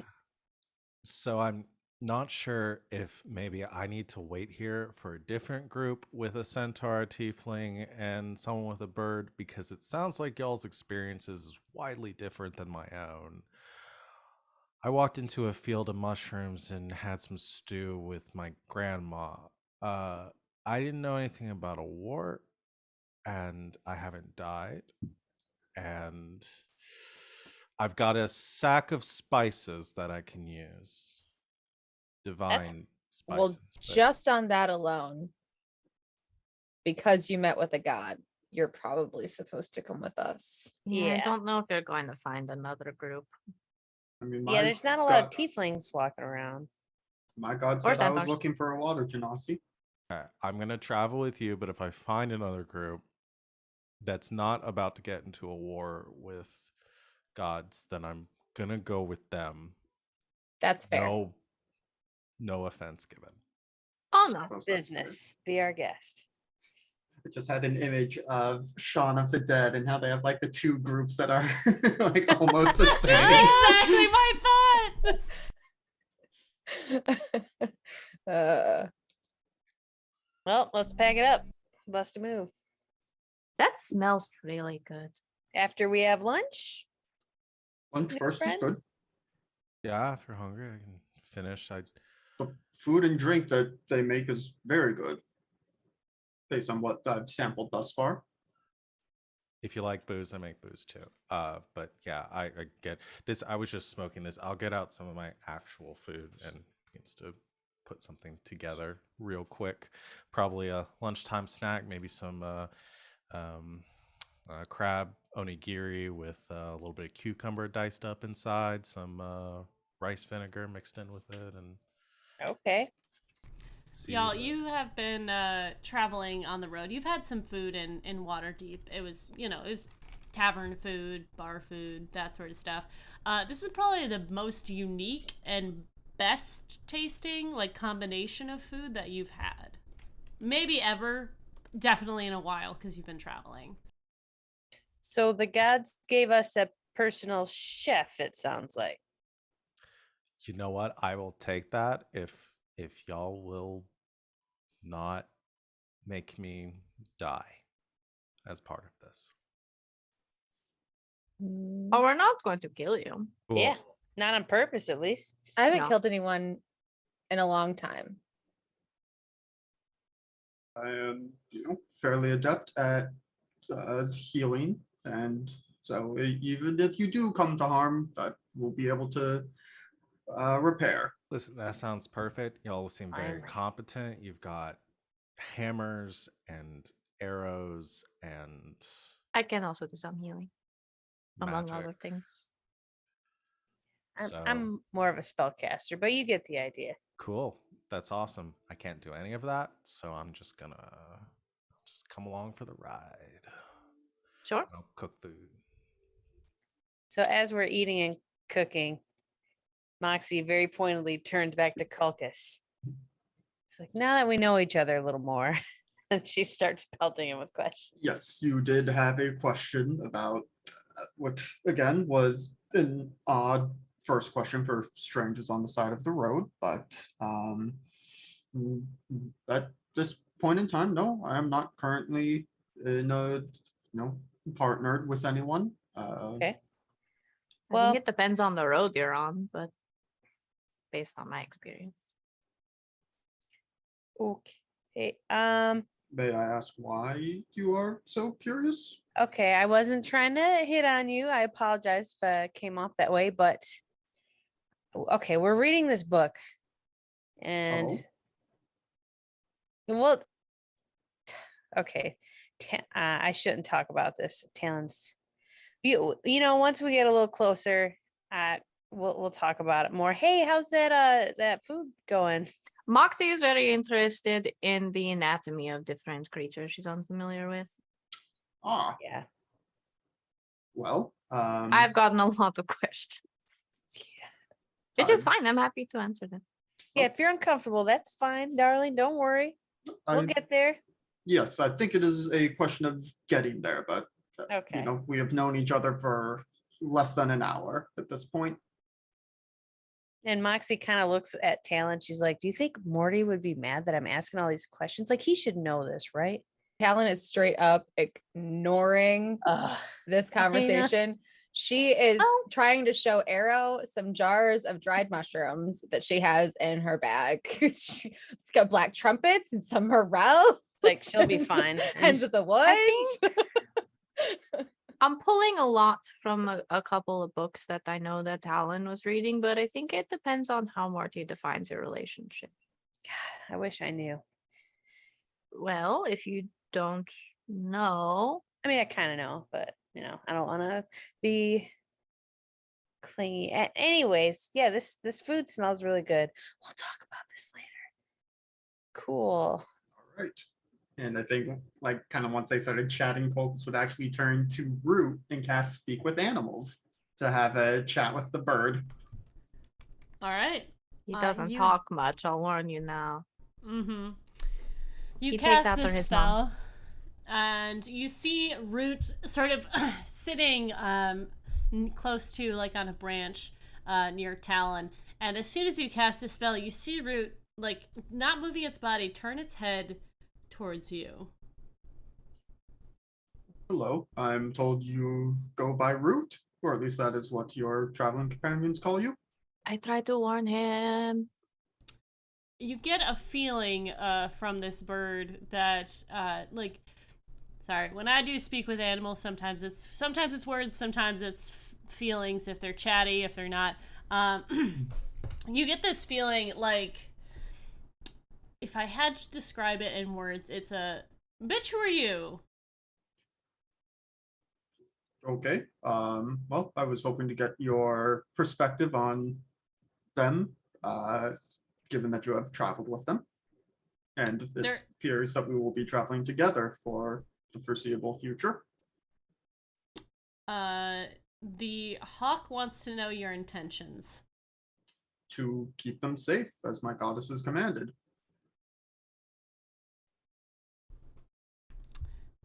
Root sort of flies down, hopping on the ground next to you, very small, next to Kulkus, looks up at you.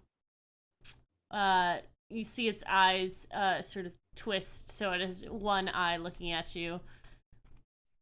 And it gives off a very protective feel, as if to say,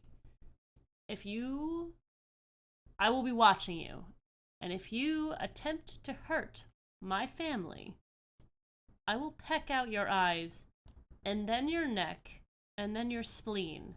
Is it clear? Sounds reasonable. And everyone else can see that. I mean, you saw the spell being cast. Alhina, you notice this, and then Root kind of nods their head a little bit, and says, you get this feeling that Root is, I'm gonna do something, you better be okay with it. And then they fly up and perch themselves on one of your horns. Colgus is very careful not to make too sudden movements, but just will straighten back up and turn back towards the rest of the group. Talon, you get a feeling of this is a power play. She's just chuckling to herself. Root is still very cautious of you, but you passed the first test. And as you guys eat your food, you have a great little lunch, start to pack up afterwards, and make your way on the road before the rest of the day passes. The two of you on foot, the horses walk slow to keep you in step with them. But Kalkis, if you would like, you can speak to the horses as well. Yeah, would also ask them so how are these people that you've been traveling with? They treating you right and all that stuff? Getting second opinions. Yes. These horses are so spoiled. So spoiled. Yes. Yes. If you talk to Geo, he's got nothing but good things to say. He's just so Yes. excited to be adventuring. Mm-hmm. Ford is a little more stuck up. Enjoys the travel, but really they start talking about being with giants and how they were carried everywhere and taken care of, given the best hay. This is fine, but they have seen paradise and they're a little bitter about it.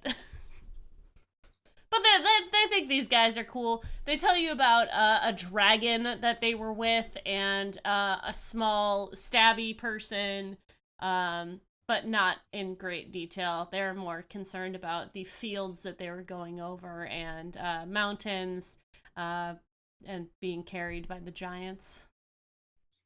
When they mention being carried, Colchis will offer to, like, essentially firemen's carry them for a little bit and just like run up and down the road a little bit. Like, Aw, not nearly encourage as good him. as a as a giant could be, but can hopefully, relive the experience a bit. What is your strength modifier?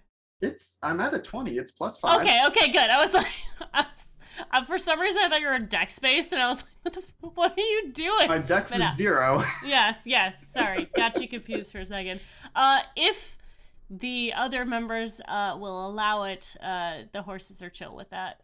Though, as soon as you start going back and forth, they're kind of like, they get a little antsy because they're like, you're not carrying me down the road, you're just carrying me in general. Like, I carry you guys, I want to be carried. But also, I think Geo is more, less interested. I think Ford is like, yes, I'm a princess. Okay, now put me down. You're just going to make him more snooty.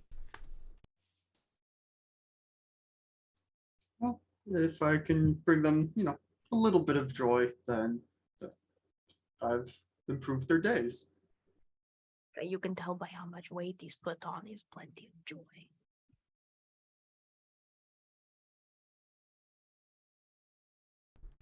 You guys are making your way up the high road. You can see that the coast is to your left. There is a high rocky pass down to a beach, and on the right side there are jagged mountains that cut up. For any of you who have been traveling down this road before, you know that there are many dwarves that live in these hills and mountains. There's the mountains on your right, and then further down the way, closer to Port Pondon, is another dwarven settlement. Alhina, you've been through here definitely. You came down this way. It's a very beautiful path. It is fairly well traveled. There are a lot of carts and stuff that come down. It's not super busy, like you see someone every like 5 minutes, but at least on your trip, your second half of the day trip, you see about 5 to 6 travelers going, groups or travelers going up or down the road. A lot of them very confused and slightly interested in your group, but nobody's gonna stop you and ask about you. It's more of like you wave to them and they're like confusedly waving back to your band of very interesting characters. Every once in a while, Moxie like thinks they know her. She's not like super cocky, but every once in a while she thinks one of them knows her, so she walks down and says hi and gets friendly with people. Delays the trip slightly, but yes. Yeah. People are very kind. There are some people that are like, purse clutching as you approach them, and I'm sure you're like, and move on. But if you guys would like to explain the journey, now would be the time. This is when I'm trying to remember what we have to do. So we have to go to another plane to find a guy. My God said there were 2 people to find and bring back to this plane. Yes. We're looking for Jacob Pondon, who went after Haji. We have to find both of them.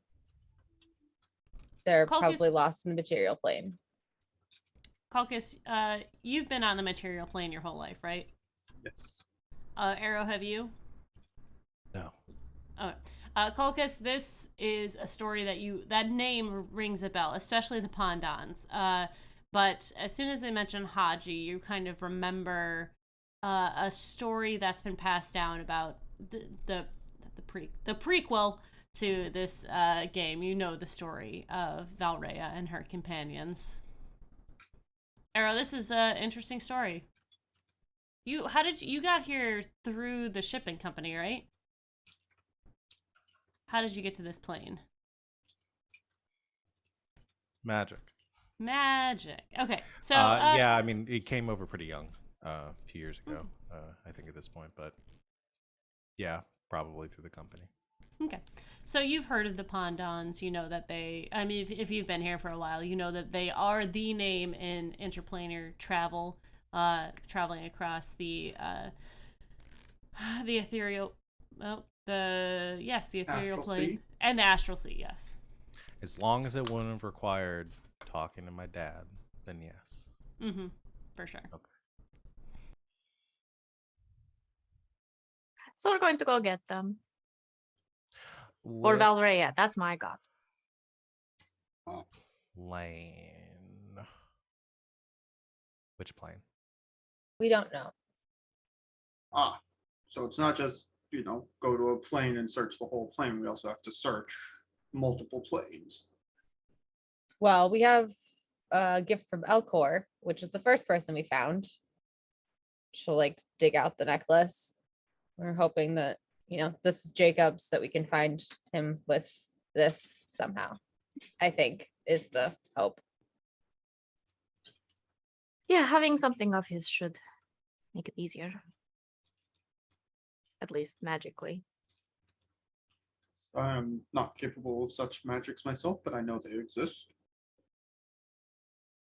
We might have to find some help along the way, but it does improve our chances. It does.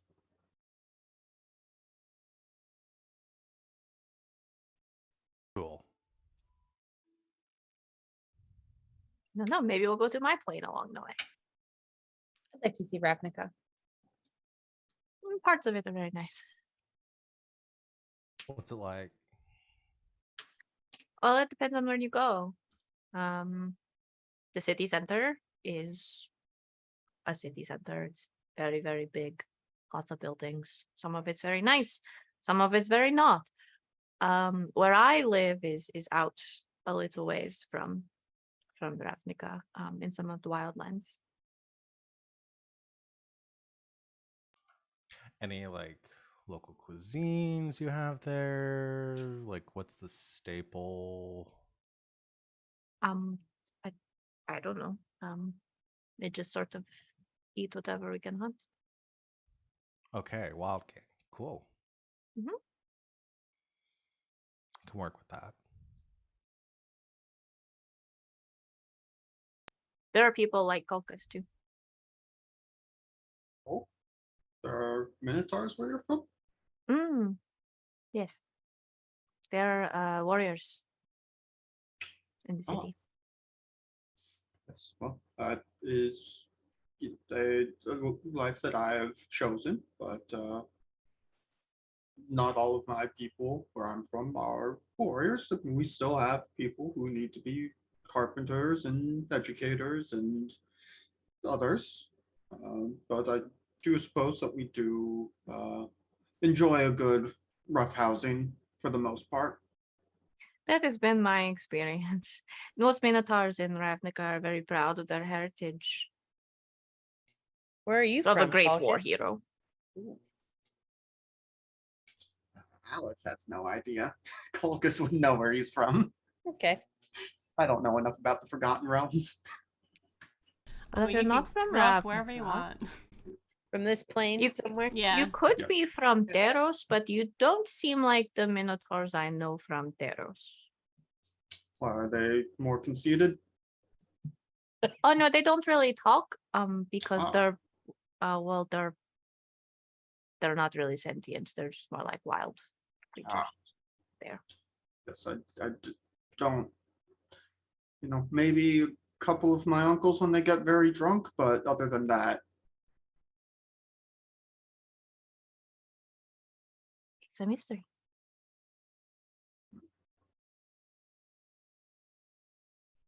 Where are you from, Ero?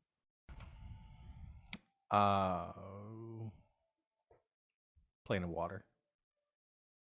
Oh, so you're not from here either. No, I came here pretty recently. It's been a couple Really? years. Yep. Heard there was a lot to learn here. So figured I'd check it out. Wander around a bit. Have you learned anything? Yeah, a lot. In Waterdeep, they use there was a really interesting like couple techniques that I found there. Like they used a lot of spices I wasn't familiar with per se, or at least not the presentations that they were using. And so I worked under a few chefs there for a while, and then made my way to a couple of other small towns, basically going to like smaller settlements and kind of learning like local cuisines and flavors and what they work with. So best way to like bring out the ingredients, you know. I don't try to hold myself to like one specific style per se. Try to like blend a few styles together. You mean of food? A food, yeah, You like food a lot. I do, yeah. I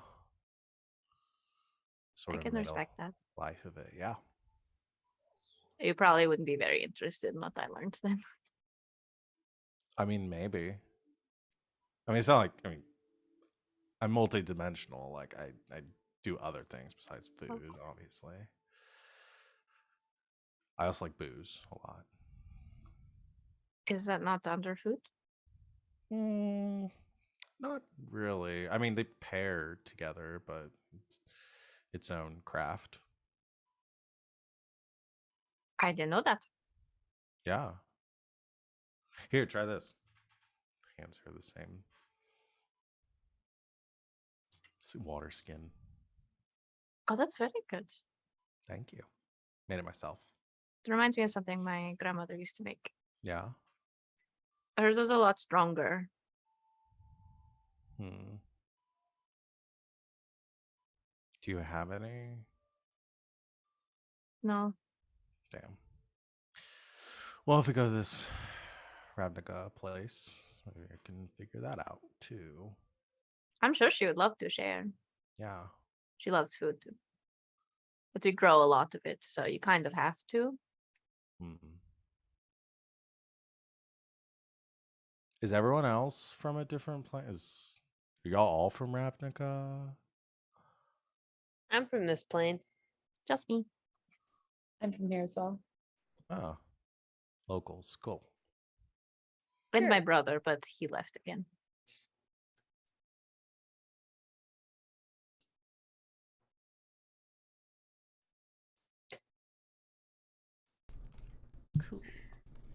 Cool. Cool. You want to RP it, but like Colchis is fairly talkative and would go from there, like Arrow's, love of food and stuff, to trying to figure out what everyone else enjoys, and trying to figure out what brings Yeah. them joy. Same with Moxie. I think Moxie's really takes to Culcus and like Mhm. kind of wants him to be her best friend because he's friendly and asks good questions. I can show you my star charts. Yes, you have to see these star charts. They're amazing. I'll show you when we stop because they're getting kind of large. Later.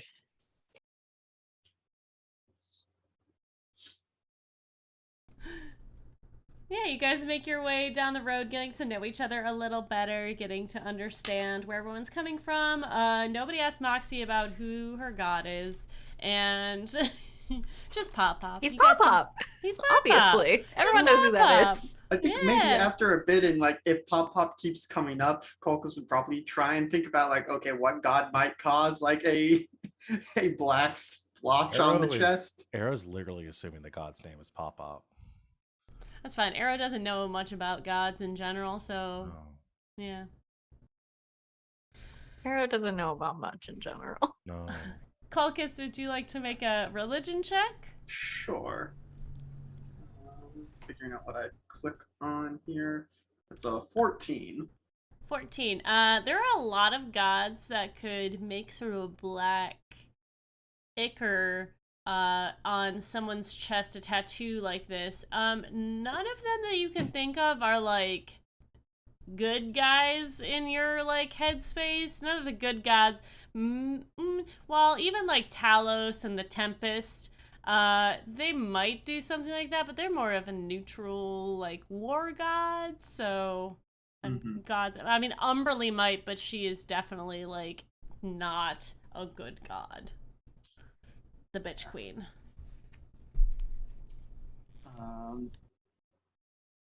yeah, I think Colchis isn't gonna like confront Moxie about it, but will ponder on that some more and just kind of in his head, it's like, okay, how much do these people like line up with their god of choice? Because I mean, Colchis is very much like, yes, I'm a devotee of Lyra, and I'm all about joy for others, but you've got the the recently agnostic, and we've got yeah. So I'm just trying to figure out how Yeah. godly everyone is.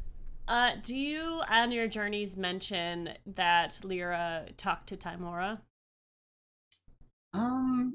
Probably at some point, if there is the conversation, like if we keep coming back to our various gods, and Mm-hmm. I mean, probably to try and convince the others even more of like, yes, this is divinely ordained, like recounting his experience in the wherever that was. So you guys would recognize that name as Tamora and Bashaba from Nazira's. We know her. Mm-hmm. Oh, Well, Nazira knows her. and I take it. Will Nazira be joining us, or Probably not. Maybe. She's kind of busy now, but Yeah. maybe she'll come back. suppose if there is this larger conflict brewing, that the gods need to have their agents accomplishing several different tasks? Oh yeah. She's always busy with something.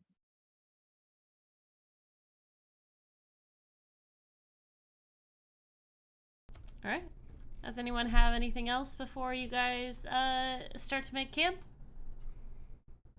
So your god told you, your auntie, she told you to find us or some people like us. Did she tell you anything else? She said that I might have, or that she said that the gifts that she gave me, that I'd have to protect her later on, but sort of like ambiguous. Oh. I just, yeah. Okay. But that was about it. So she didn't really mention the war. No, nothing about the war. Why I'm she probably needed gonna have to protection. ask more. I should have asked more questions. You could try to call her. I don't know her number. Do they have numbers? Are they numbered here? Don't think so. I think what perhaps There was a thing in the plane of water. They sending stones and specific numbers on them, and you have to like use the ones. It's the whole thing. That's an interesting system. Yeah, helps for efficiency, but Well, yeah, it seems like if you have to memorize a bunch of numbers instead of just knowing somebody's name. If you're good at numbers, then that's good. I'm not. No, not for like measuring or No, stuff. well, yes, but I more get like a feel for measurements.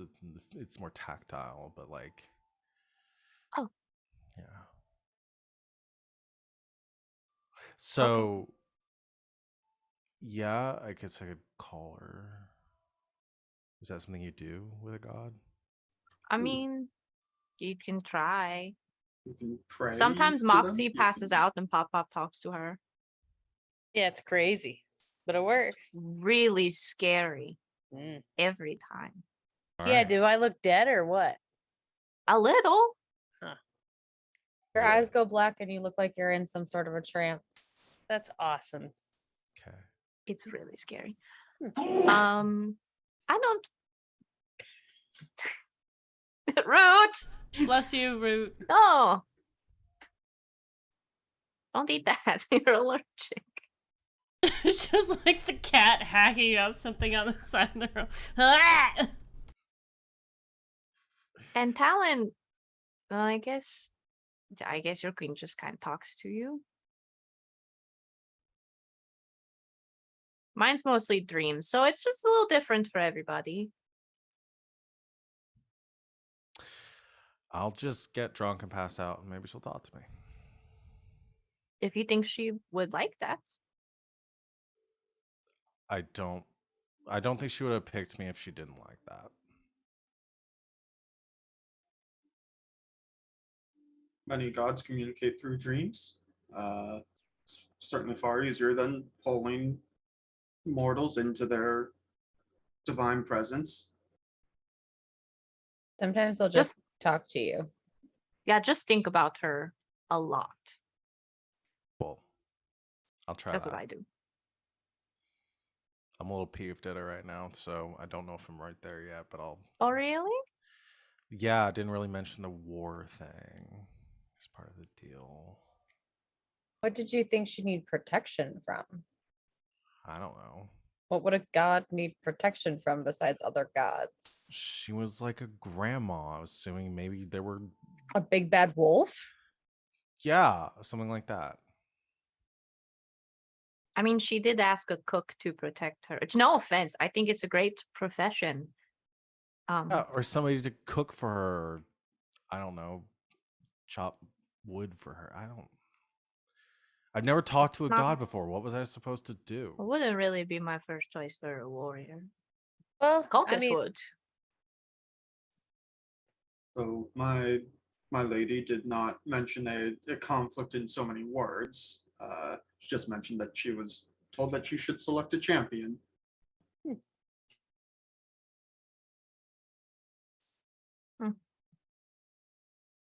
Well, maybe we can call your auntie and we can ask her why she did not tell you. I'll try that. I'll make dinner first and then start drinking. Do you need help finding food? Sure. Yeah, if anything around here. I have mostly seafood that I gathered, so if there's anything that you want specifically, I don't know if there's any dietary restrictions. On it, going and on. Moxie just walks off and tries to find food.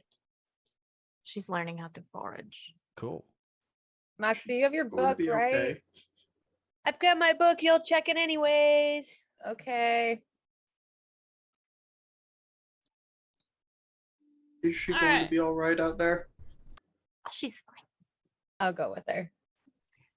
You will know if she's not. I don't know if I want to know that she's not, based on the way you say that. No, I just mean she is a performer, and so no matter where she is, you can always hear her. Like a I like that rabbit about would her. be great. Makes her easy to keep track of. We don't have to worry so much. Moxie is heading for the shore. And my god is trying to speak to me, but it's like there's a bad connection or something, and I cannot hear her. Even though her mouth is moving. Oh, sorry. Did I mute myself? And Hold she on. muted herself again. Hold on. I did the thing where I swapped it. I was like, what are you talking about? She's no. Moxie is heading towards the shore. You are excited to try out your foraging skills on the beach. Finding Ooh. some things out that way. Maybe Talon could it could teach you a few things about this area, even though not her specialty per se. And as you are looking, could you give me a survival check, both of you, please? Wow, I really should be helping. Ooh, 7. I'm rolling like garbage today. Yeah. 10. You Oof. want some help? It's getting dark. Some of the rocks look like crustacean, but are totally just rocks.